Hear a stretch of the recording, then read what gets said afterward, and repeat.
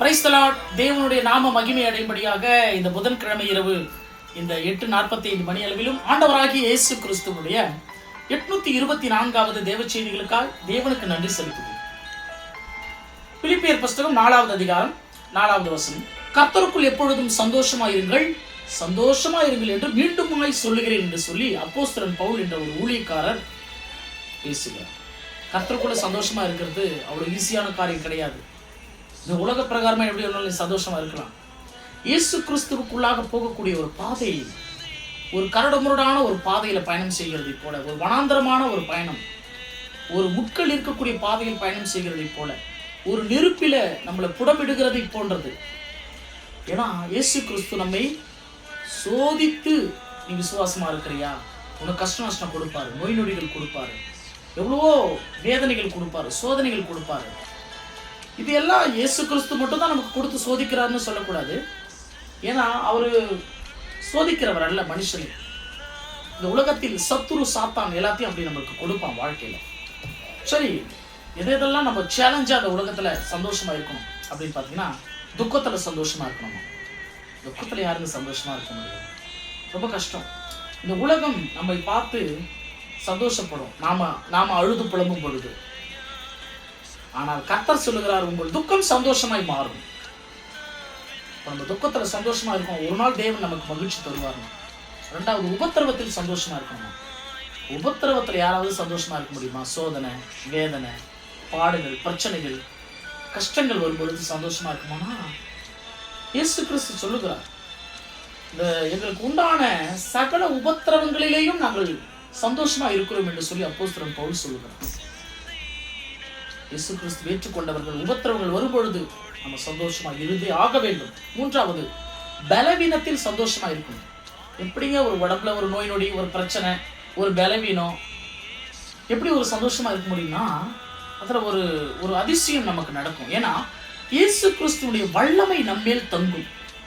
நம்மளுடைய பலவீனத்தில் அவருடைய பலம் வெளிப்படும். அது ஒரு அதிசயம், அது ஒரு கிரேஸ் தானே.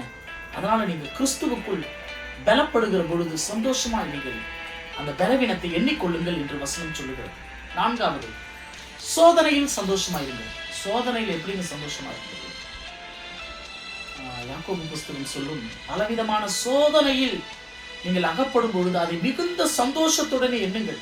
ஏன்னா சோதனையில தான் நம்ம ஒரு தெளிவடைய முடியும். கிறிஸ்துவுக்குள்ளாக சோதனைகளே இல்லாத ஒரு பாதையா இருந்தால் இந்த உலகத்துல ஒரு தெளிவான பாதையை, இயேசு கிறிஸ்துவின் பாதையில செல்ல முடியாது. ஐந்தாவது, நம்பிக்கையிலே சந்தோஷமா இருங்கள். நம்பிக்கை, இயேசு கிறிஸ்து என்று சொன்னாலே நம்பிக்கை, அந்த கான்பிடென்ட், அதான் கிறிஸ்துவ லைஃப். அண்ணால் என்ற ஒரு பெண்மணிக்கு குழந்தையே கிடையாது. எப்பொழுதுமே தேவனுடைய ஆலயத்திலேயே கர்த்தரிடத்தில் அழுது புலம்பி உபவாசம் இருந்து கொண்டே இருக்கும். அந்த நம்பிக்கை. கர்த்தர் ஒரு நாள் சாமுவேல் என்ற ஒரு தீர்க்கதரிசியை கொடுத்தார். உலகத்துல இந்த பைபிள் இயேசு கிறிஸ்துவ நம்பி போனவங்க எல்லாருக்குமே அற்புதம்.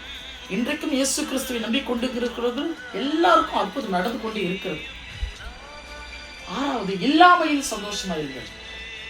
இருந்தாலே எல்லாத்தையும் சந்தோஷமா இருக்க முடியாது. இல்லாமை கஷ்டம், ஒண்ணுமே இல்லை கையில, எப்படிங்க சந்தோஷமா இருக்க முடியும்? இருக்கணும்.